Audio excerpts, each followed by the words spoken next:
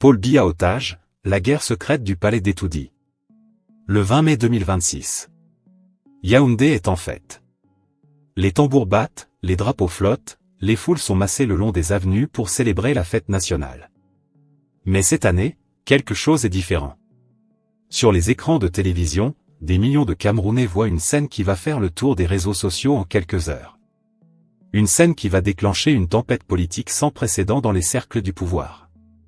Ce que ces images révèlent, ce n'est pas seulement un geste. C'est le symptôme d'une crise profonde, silencieuse, qui couve depuis des années au cœur même du palais d'Etoudi. Et ce soir, nous allons tout décortiquer.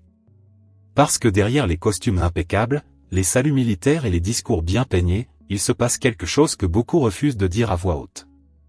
Restez avec nous jusqu'à la fin. Ce que vous allez entendre va vous faire réfléchir. Partie 1, contexte et fait. La scène du 20 mai est l'homme qui a osé parler. Pour comprendre ce qui se passe aujourd'hui, il faut d'abord comprendre qui est Patrice Nouma Freeman. Ce n'est pas n'importe qui. Cet homme a été, pendant des années, l'aide de camp de la première dame Chantal Biya. Il a vécu à l'intérieur du cercle. Il a vu ce que la plupart des Camerounais ne voient jamais. Il a été au cœur de la machine. Et aujourd'hui, il parle. Pas en murmure, pas en allusion. Frontalement. Publiquement. Avec une virulence qui ne laisse aucune place à l'ambiguïté. Dans une déclaration diffusée sur les réseaux sociaux et qui a immédiatement enflammé la toile camerounaise, Patrice Nouma Freeman prend pour point de départ les images du défilé du 20 mai 2026. Qu'a-t-on vu exactement sur ces images? Selon plusieurs commentateurs et d'après la déclaration de Nouma, on y verrait la première dame Chantal Biya poser la main sur la tête du président de la République Paul Biya lors de la cérémonie officielle. Un geste. Simple en apparence. Mais en Afrique centrale, et particulièrement dans les sociétés bêtis du centre Cameroun, ce geste n'est pas anodin. Poser la main sur la tête d'un chef, d'un patriarche, d'un ancien, c'est selon les codes culturels de ces communautés, une forme de domination symbolique. Une transgression de l'ordre hiérarchique établi. Patrice Nouma Freeman ne le vit pas comme une maladresse. Il le vit comme une déclaration de pouvoir. Et ce n'est pas tout. Car derrière ce geste, il y a une question bien plus large, bien plus grave, qui agite depuis plusieurs mois les cercles politiques, administratifs et militaires camerounais, qui gouvernent vraiment le Cameroun aujourd'hui. Paul Biya a 93 ans. Il est au pouvoir depuis 1982. Cela fait bientôt 44 ans qu'il dirige ce pays d'une main qui s'est faite, selon ses partisans, à la fois ferme et discrète. Mais depuis quelques années, les apparitions publiques du président suscitent des interrogations. Son état de santé, son niveau d'implication dans les affaires quotidiennes de l'État, sa capacité à prendre des décisions autonomes, tout cela est devenu un sujet de spéculation intense. Mais ne vous arrêtez pas là. Parce que l'histoire commence vraiment maintenant. Patrice Nouma Freeman ne se contente pas de décrire un geste. Il construit une thèse. Sa thèse est la suivante, le président Paul Biya serait, selon lui, progressivement mis en retrait des affaires de l'État. Il serait, pour reprendre ses propres termes, neutralisé. Et derrière cette neutralisation, il pointe nommément la première dame, Chantal Biya. Voilà une accusation de cette gravité qui mérite qu'on s'y arrête longuement. D'abord, qui est Chantal Biya dans le paysage politique camerounais? Née Chantal Pulchéry Vigourou en 1971 en France, elle épouse Paul Biya en 1994. Elle a alors 23 ans. Le président en a 61. Elle devient première dame d'un pays qu'elle ne connaît pas encore, d'une culture qu'elle doit apprivoiser, dans un système politique que peu d'étrangers ont su décoder. Depuis lors, Chantal Biya a construit un empire philanthropique avec sa fondation Synergie africaine, dédiée notamment à la lutte contre le sida et à la protection des enfants. Elle est présente sur la scène internationale, citée dans des forums onusiens, reçue par des chefs d'État. Mais au Cameroun, son image est plus complexe. Pour ses partisans, elle est une femme engagée, moderne, qui donne un visage humain au pouvoir. Pour ses détracteurs, dont Patrice Nouma Freeman fait clairement partie, elle serait devenue une actrice politique à part entière, exerçant une influence qui dépasse largement son rôle constitutionnel d'épouse du chef de l'État. Et c'est là que le débat prend une toute autre dimension. Partie 2, le conflit. La guerre silencieuse au sommet de l'État. Dans toute monarchie républicaine, et le Cameroun sous Biya en est une selon de nombreux analystes politiques, la question de la succession est la plus explosive qui soit.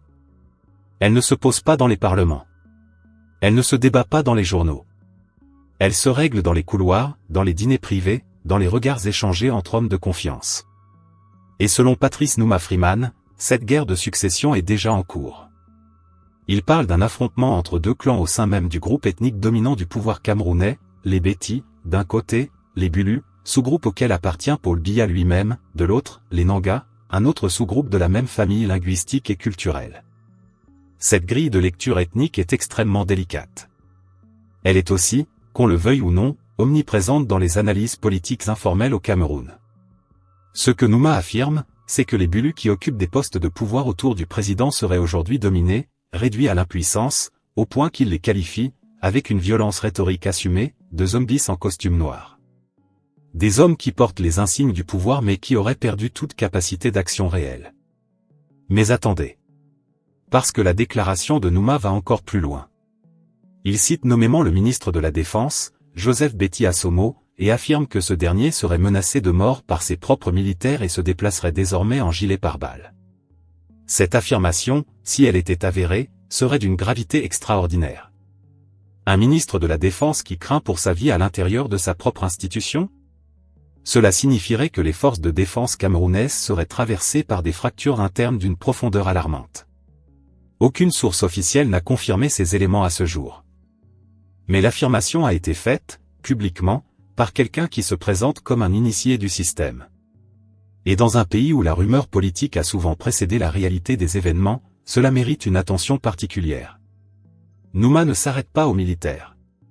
Il interpelle également une longue liste de personnalités civiles et politiques camerounaises, qu'il appelle à agir. Il cite entre autres Pierre Meba, Mvondo Ayolo, Ivayolo, Louis-Paul Motaz, Jean-Sylvain Mvondo, Franck Biya, ou encore Pham Ndongo. Ces noms ne sont pas choisis au hasard. Ce sont des piliers du système Biya. Des hommes qui ont construit leur carrière dans l'ombre du président, et dont l'avenir politique est intimement lié à la gestion de cette transition, quelle que soit la forme qu'elle prend.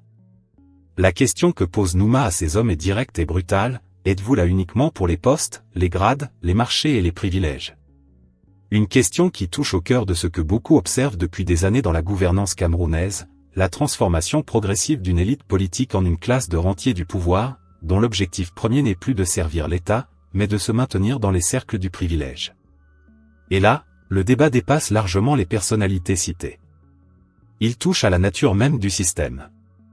Partie 3, révélation et décryptage. Ce que les images ne montrent pas.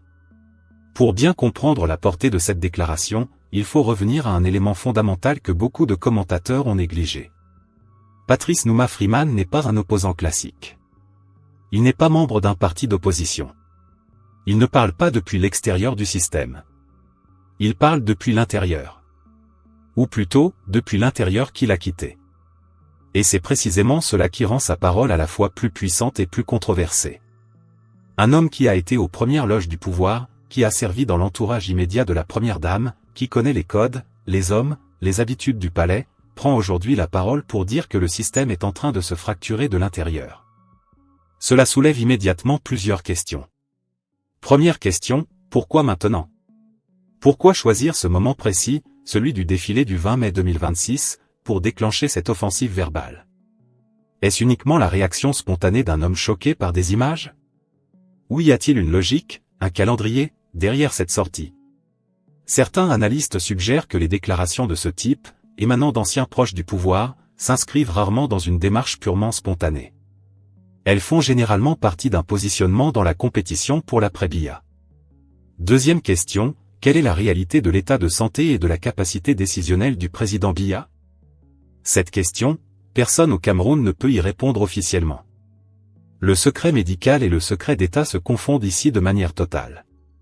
Mais les spéculations sont nombreuses, nourries par la rareté des apparitions publiques du chef de l'État, par la brièveté de ses discours lors des rares cérémonies où il prend la parole, et par des absences prolongées sur la scène internationale. Troisième question, qui bénéficierait d'une déstabilisation de l'image de Chantal Biya en ce moment précis? Dans toute guerre de succession, identifier qui profite du discours est souvent plus révélateur que le discours lui-même. Mais il y a un autre angle d'analyse que peu de commentateurs ont abordé. La déclaration de Patrice Numa Freeman est structurée autour d'un appel à des groupes spécifiques. Il s'adresse d'abord aux frères Ekang, c'est-à-dire aux membres de la famille linguistique et culturelle des Bétifans, qui inclut plusieurs sous-groupes présents au Cameroun, au Gabon et en Guinée équatoriale. Il s'adresse ensuite aux militaires, aux policiers, aux gendarmes, du moins gradés au plus haut placé. Et il s'adresse enfin à une jeunesse qu'il appelle à ne plus se battre pour le pouvoir du président, mais à combattre pour sauver la dignité du père, du patriarche. Cette triple interpellation n'est pas anodine. Elle dessine les contours d'un appel mobilisateur qui dépasse le cadre d'une simple analyse politique. Elle parle à la fibre identitaire, à la fibre militaire, et à la fibre générationnelle. Et dans un pays comme le Cameroun, où les clivages ethniques, militaires et générationnels sont des lignes de fracture réelles, ce type de discours peut avoir des résonances profondes. C'est précisément pourquoi il doit être analysé avec toute la rigueur et toute la nuance nécessaire. Revenons sur l'aspect symbolique que Nouma met en avant. Le geste de poser la main sur la tête d'un chef. Dans les sociétés Béti, comme dans beaucoup de sociétés africaines dotées de structures hiérarchiques solides, le corps du chef est un espace symbolique codifié. Certains gestes sont permis, d'autres sont des transgressions. Nouma compare explicitement ce geste à des comportements qu'il associe au tourisme sexuel en Thaïlande ou aux plages de la Côte d'Azur. La comparaison est volontairement choquante, volontairement excessive. Elle vise à produire un effet de scandale. Mais derrière l'excès rhétorique, il y a une vraie question culturelle. Jusqu'où le rôle d'une première dame peut-il s'étendre dans un système politique qui reste profondément marqué par des codes patriarcaux et hiérarchiques? C'est une question qui dépasse le cas camerounais. Elle se pose dans de nombreux pays africains où la modernité des institutions républicaines coexiste avec la persistance de codes culturels très anciens. Partie 4. Analyse satirique approfondie. Le Cameroun dans le miroir de ses propres contradictions. Permettez-nous maintenant de faire un pas en arrière, et de regarder tout cela avec l'œil légèrement décalé que les Camerounais eux-mêmes utilisent si souvent pour parler de leur propre pays. Cet humour amer, cette satire qui fait rire et pleurer en même temps. Parce que franchement, mes chers compatriotes, il faut avoir un certain courage pour regarder la réalité en face. Voilà un pays qui se glorifie d'être l'Afrique en miniature. Un pays qui réunit en son sein des dizaines de cultures, des centaines de langues, des forêts équatoriales et des savanes sahéliennes, des montagnes et des côtes. Un pays qui a produit des intellectuels, des footballeurs légendaires, des artistes de renommée mondiale. Et ce pays, en 2026, est en train de débattre publiquement d'eux, qui pose la main sur la tête de qui lors d'un défilé national.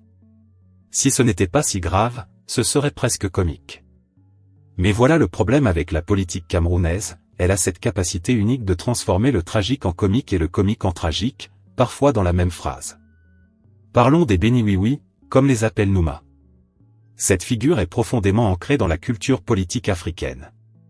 Le béni-oui-oui est cet homme qui a un titre, un grade, un bureau avec air conditionné, un véhicule de fonction et une escorte, mais qui a perdu, quelque part sur le chemin de la promotion, la capacité de dire non.